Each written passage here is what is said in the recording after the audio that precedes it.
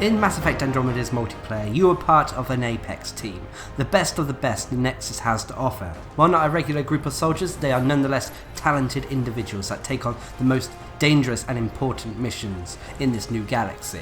In this series, we are going to take a look at the various class builds for the various characters in the game's multiplayer. So with that in mind, I'm Darcblade, and let's take a look at our second Mass Effect multiplayer character, the human Sentinel. Don't forget as well that all these guys are aimed at the harder difficulties in the game, so they are always made with rank 10 level 20 characters, although I will have suggestions later on in the video for lower ranked characters as long as they're level 20. This class is a real jack of all trades. You can spec them many ways, depending on your playstyle. You can spec them for weapon damage, power combos, or survivability, so it really caters to how you like to play the character. However, the way I like to spec the character is focusing on power damage and power combos.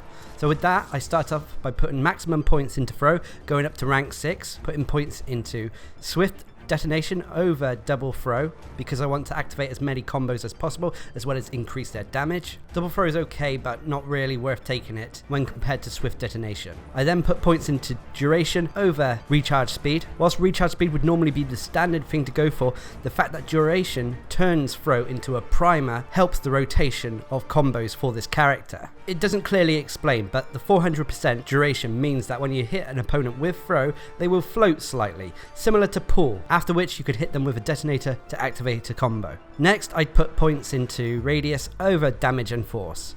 This is because I'm relying more on the combo to do the damage than the actual ability. Thus, radius means that I can prime 2 unprotected targets at once, as long as they're within 2.5 meters of each other. Next with Barricade, I had a very hard time putting points into this. This is because we don't quite have enough points to max out everything for this character. I would have liked to max out Barricade, but instead went for other abilities and the passives, as Barricade really tends to rely on you defending one location or being in a position for a long time, and I like to stay a little bit mobile. But I only went up to rank 3 in the end. If I was going to put maximum points into Barricade for a power damage build, I would probably go for electric defense over regeneration, although both of these are completely viable.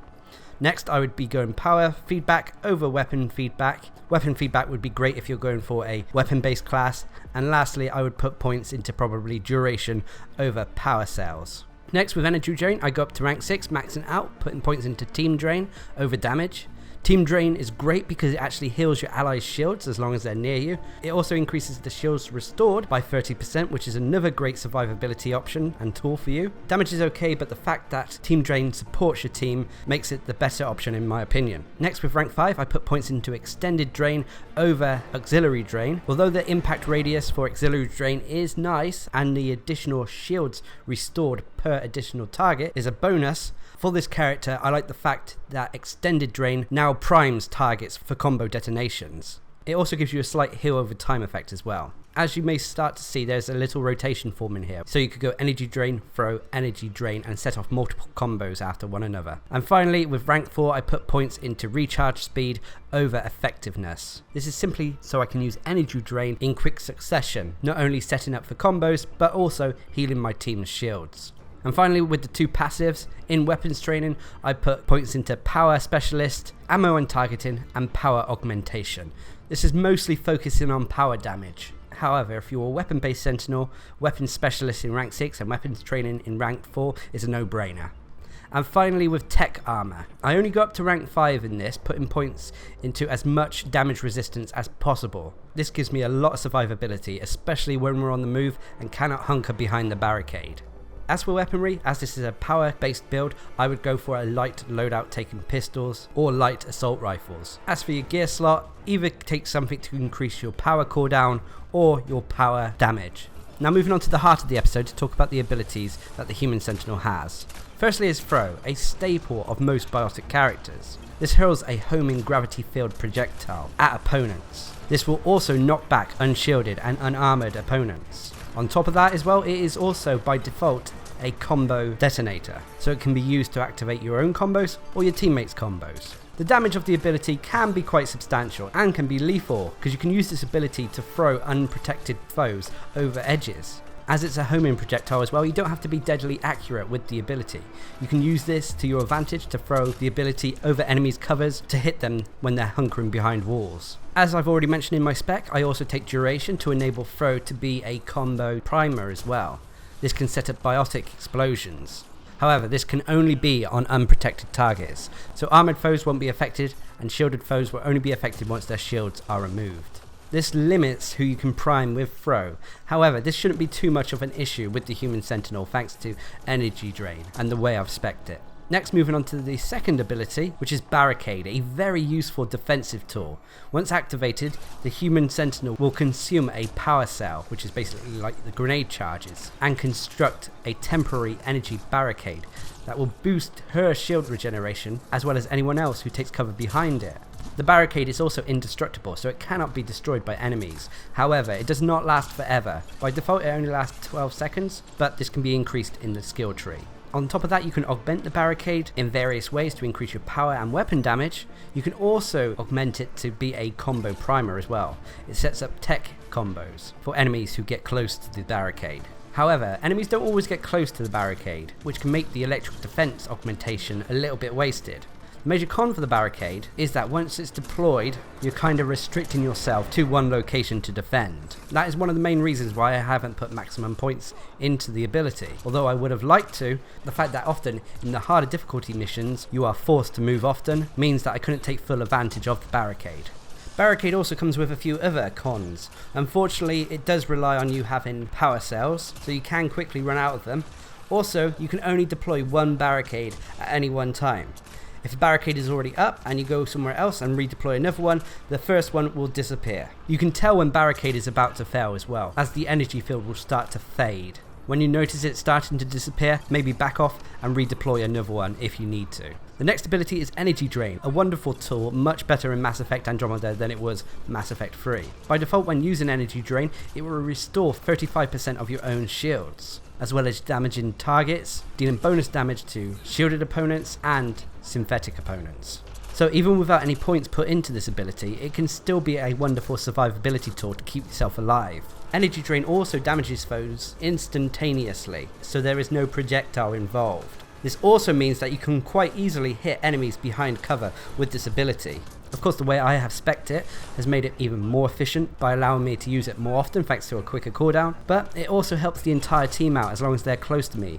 If a team member is within 8 meters of me, they will have their shields restored by 50% every time I use Energy Drain as well as my own. By default, Energy Drain is a combo detonator, but putting points into Extended Drain also turns it into a combo primer. It primes targets for tech combos. So, with Energy Drain spec like this, and throw spec the way it is, you can nicely form a rotation of Energy Drain, throw, Energy Drain, throw. This sets off multiple tech combos. You can also reverse this rotation by going throw, Energy Drain to do a biotic combo.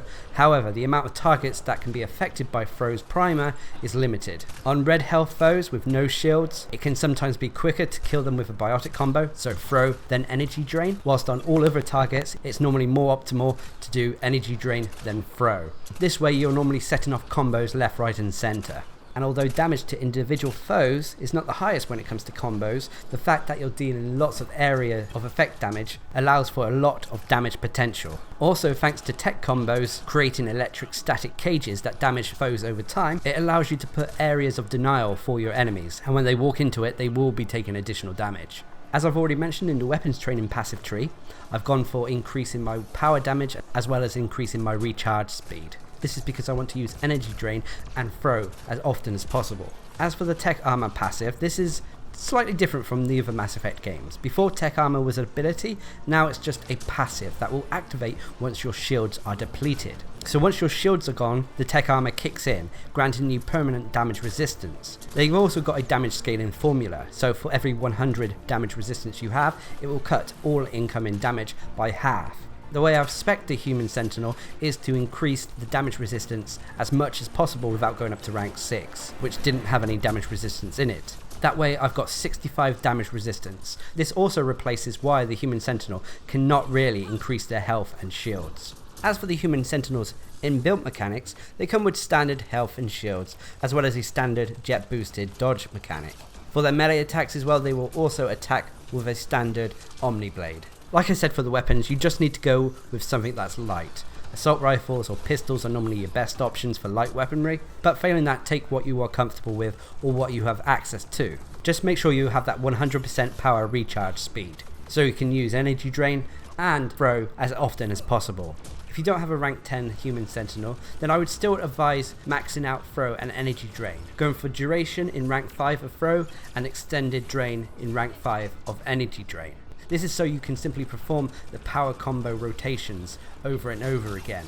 Afterwards, try to balance out weapon training and tech armor to give yourself damage resistance, and then if you want, you can put a few extra points into Barricade. In all honesty, a lower rank character would probably get on better with a weapon based build of the human sentinel. Overall, the human sentinel really is a jack of all trades and can be played in many ways. With that in mind, I will probably come back to this character and focus on a weapon based build later in the future. However, I've really enjoyed playing this character as a power based and power combo based fighter. Although individual targets can still take a little while to bring down, the fact that she can do so much AoE damage, as well as provide cover for your team, as well as provide even a small healing mechanic to your team, makes her incredibly useful on the harder difficulties in the game. And at the time of making this video, out of the human characters, she or he is by far my favourite. Anyway, I hope this guide's been helpful, and until next time, I've been Darcblade, bringing you a Mass Effect Andromeda Multiplayer guide to the human sentinel. Hope you enjoyed the video, thanks for watching, subscribe and like for more.